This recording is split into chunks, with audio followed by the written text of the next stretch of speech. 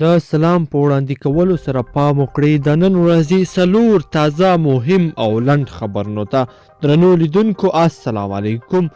خلیلزاد د افغان سولې لپاره د امریکا ځانګړی استازی زلمی خلیلزاد له دوحې څخه کابل ته راغلی دی. نوموړی به په دې سفر کې د افغان چارواکو سره پر بیلابیلو مسایلو خبرې اترې ولري.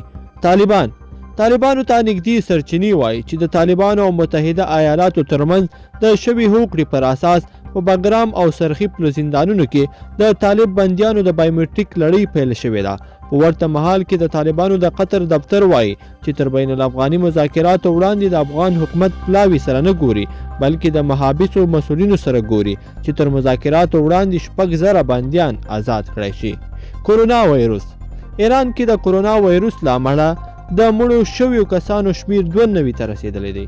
د ایران د روغتیا وزارت ویان کینوش چهانپور ویلي په ایران کې د کورونا وایرس د تازه مثبتو پیښو په ثبتېدو سره په دغه هیواد کې پر دې وژونکې ناروغۍ د اخته کشانو شمیر 2922 ته پورته شوی دی.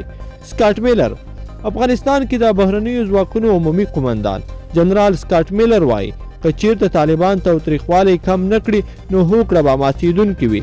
نوموړي زیاته کړې ده د تاوتریخوالي دوام خطر کې شوې هوکړې ته ګواښ پېښولی شي. ګرانو لیدونکو په دې هیله چې دغه د نن ورځې خبري ټولګه مو راسره تر پایه پورې لیدلې وي.